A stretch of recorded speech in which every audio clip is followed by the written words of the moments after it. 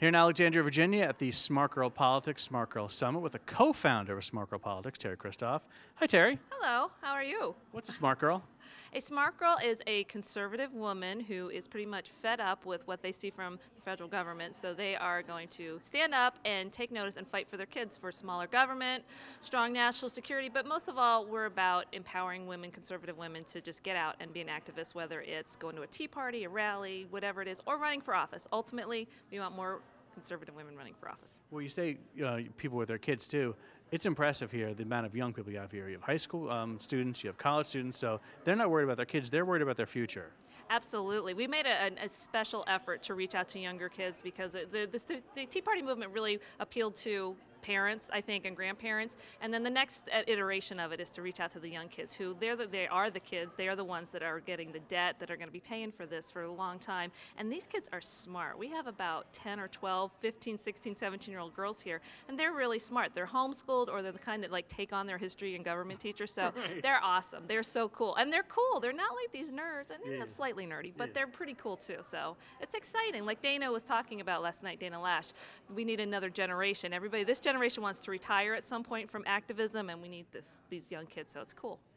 What kind of programs do you offer? You know, besides this, you work all year round. Well, you know, what do you do to get people, women involved across the country who aren't here in the Washington area? How do they get involved? And what's your core mission? Well, we are in every state, actually. Some of them are just online groups that chat online, but a lot of them, like New Hampshire and Arizona and New Jersey, they take it offline. They do civic things, they do political things, they hold town halls, they do debates with the candidates.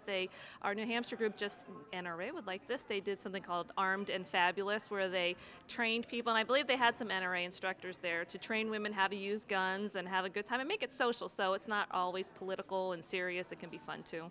If you watch the mainstream media, Obama has the female and the woman vote locked up. What do you say to that? I say absolutely he does not. And this whole fake war on women thing shows that they know that they are really in trouble with women, and they know that they have to do something to get them back. And what they're trying to do is scare them into thinking that they're losing all of these rights, that their contraception is being ripped from their hands, and it's just complete BS. And I think women see that when the economy the way it is, and the women that have been driven from the workforce because of the lack of work, they know better than to fall for this. And this war on women, I think, is pretty much backfiring. And the numbers seem to be not going in his direction with women, married women in particular. The NRA's theme this campaign season is all in. They're all in to defeat Barack Obama. You, of course, feel the same way. Let's fast forward to November. Let's say, unfortunately, President Obama were to win a second term. What would that mean for this country, and what would that mean to smart girls and you know, the people and the women in your group? I think no matter what the results are in November, we have to think long term. It can't just be about this election. Maybe it is the most important in our lifetime. I don't know, maybe not.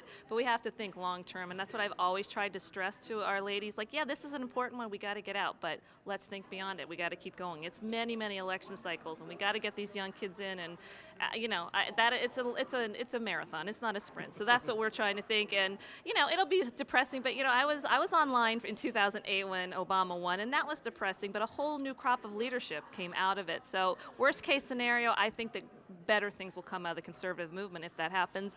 And if it goes our way, I still think we got a lot of work to do. You know, and final question, you know, when you talk about 2008 versus 2012 and the importance of social media in elections, a lot of your seminars have been about social media to the point where they're talking about Pinterest as a political tool. How are you using social media, and how do you recommend others use it?